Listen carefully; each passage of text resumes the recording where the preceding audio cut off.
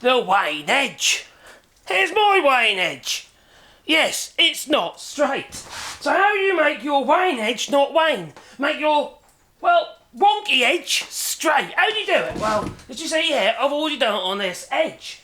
So what we're going to do is we're going to put this to one side and we'll grab another piece of well, what's this? Chestnut, yeah. There's a bit of chestnut's green as well, which don't help. But anyway, alright, there we go. Back I come.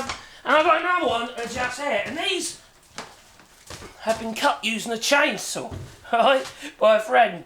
Yeah, as you can see, I've seen better jobs. I have. But I'm not worried about that. No. What I'm worried about is making my wane edge straight, kind of thing. Crikey, I can't breathe in that far. Anyway, so, how do we do it? Well, there's one way you can do it. You can get a straight edge, like this. You can draw a line, and then try to follow the line. It ain't easy, and it ain't very accurate. So what you can do is, you can either have something dedicated for the job. You could use the straight edge again. This is a plaster straight edge. And what I need to do is drill some holes in it. But why would I do that? I'll tell you why. Because what I'm going to do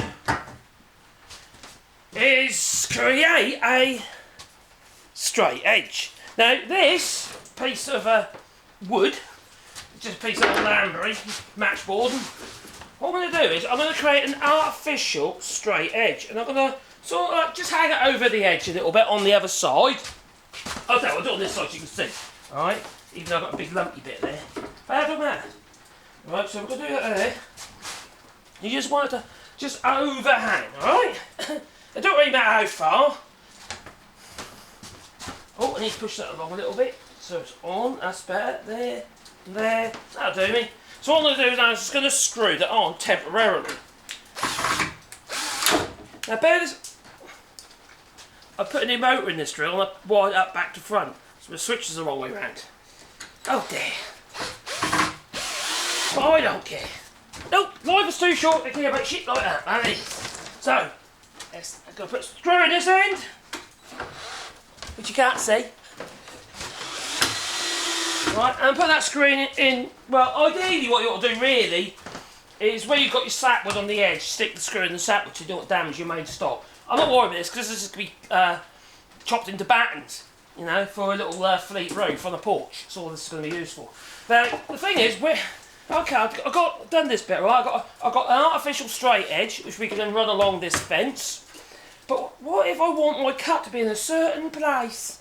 Oh, how am I going to do that? Well, what I'm going to do is, in this case, on this one, you see, because it starts splitting down the middle, as you can see, and so you just start doing that. Literally, this got cut last week.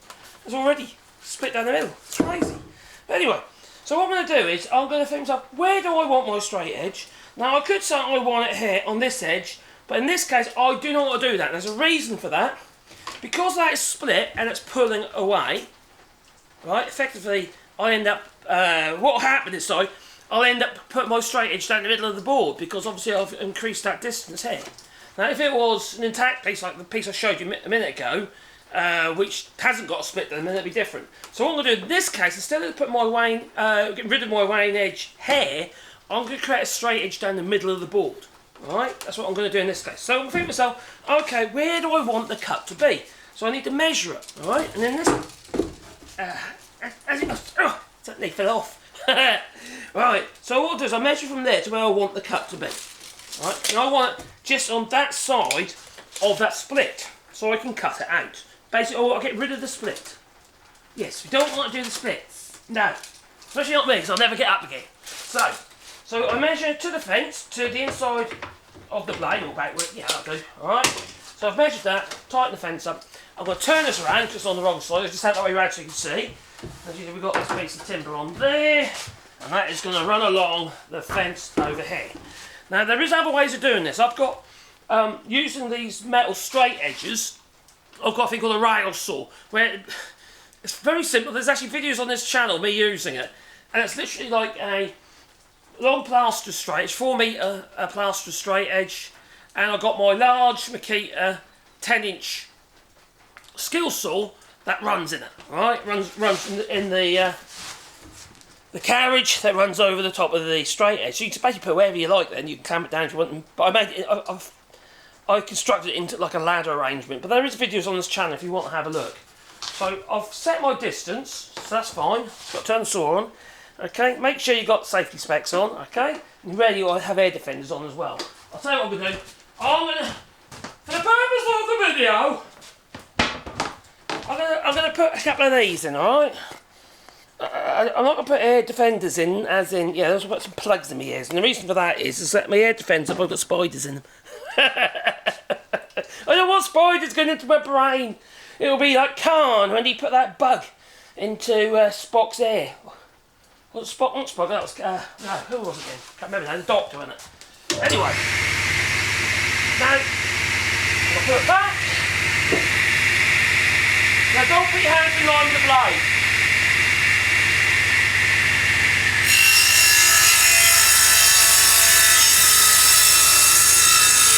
Take it easy.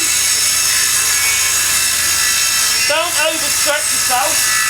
I'm quite a heavy counterbalance guy.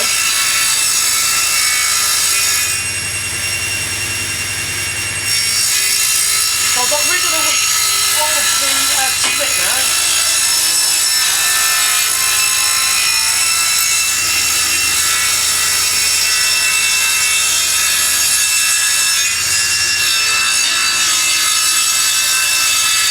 Don't put your hands in line with the blade. If all of a sudden it starts cutting, you're going to put your hands into the blade, aren't you?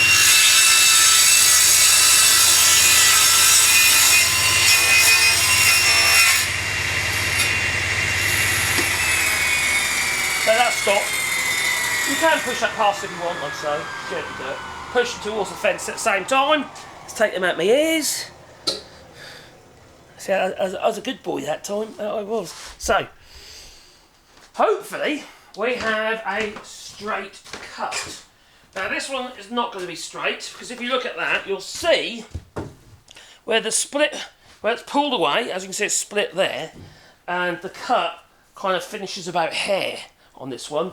So that is, as you look down there, you can see how bent that is, you see, because what's happened is, in this case it's already started splitting, but if for instance it had started splitting and I cut it down the middle, you'd had one piece would go one way and another piece would go the other way, because you're releasing the tension. Release the tension! That's what you've got to do, alright?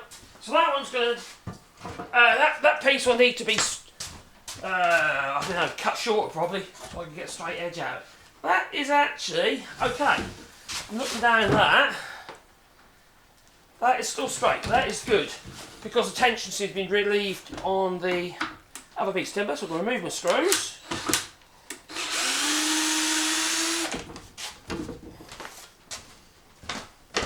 You can do this several times, you know, you don't have to, you know, take the screws out at that time, you know what I mean? You can just carry on. And now that I've got a straight edge that way, but look at that way, look.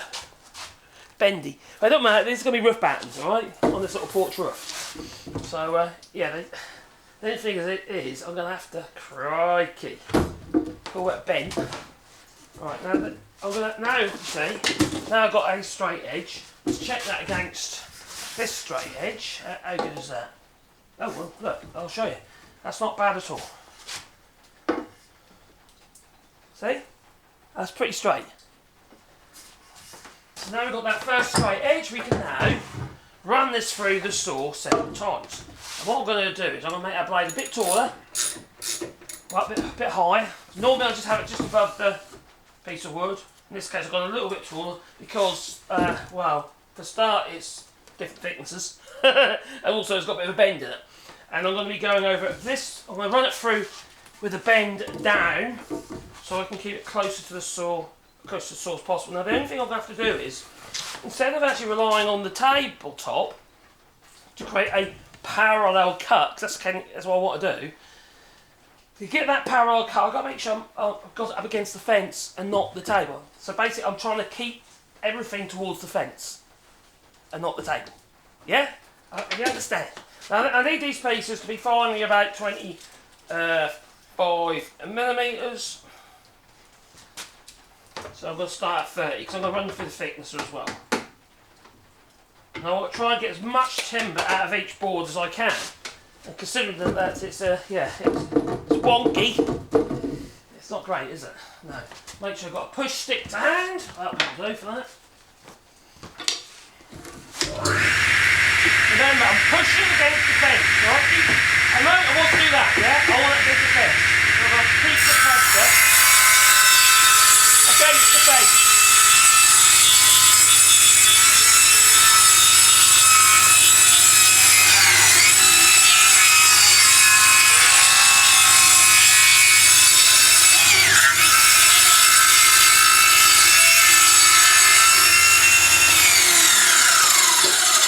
Now, a few moments ago, I mentioned about release the tension.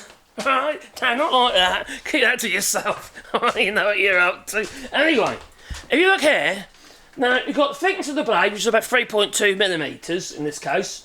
And why isn't that 3.2 millimetres here? It's because the timber, if you look here, with the radial rings, the concentric rings, it's creating some tension. So what this piece of timber is trying to do now is bend that way, alright? Because it's been relieved from the larger piece of timber, okay? Whereas before it's been held into place, now it's saying, oh, freedom! Yeah, freedom! A bit like that, so to speak. Alright, so let's see if we can continue that cut. I don't normally stop halfway along, because it's a bit daft. Alright, I should put my earplugs in. I forgot my earplugs again, I'll get told off, I will. Crikey. Right, but what I'm going to do is, I'm not going to try to start the saw like that, because it's a belt drive saw. So I'm going to take it off the blade.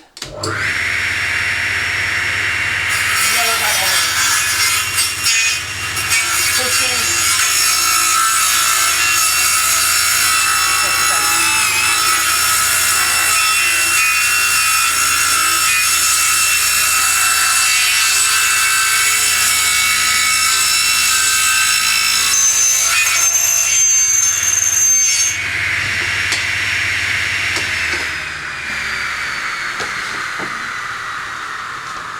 So that's allowed me to create a parallel cut. Is it parallel? Yeah, it's not bad at all, actually. Yeah, that's alright, isn't it? See? Got a parallel cut. So you just got to remember, don't always rely on the tabletop of your saw, because your wood might be wonky. And if you've got a wonky wood, actually, if you have got a wonky wood, you might want to speak to the missus, alright? Just take it from me. They never like wonky woods. So anyway, rely on your fence, providing you've got a solid fence. It is a good fence, plus I've actually lined it all the way around with oak, so I could use it as a slide effectively, but you know, I'm using that as my square edge. So as long as that is square to there, you'll get, and so that should be parallel with the blade then, shouldn't it, you see? And then you'll get a parallel cut. But if you relied on this, when your wood is cut like that, needless to say, it's going to be wonky. Now it is. Anyway, please beat the like button and maybe subscribe to the channel. And yeah, and all that kind of palaver and little bell icon and all that. So then you get a warm fuzzy feeling in your pocket every time I upload another video.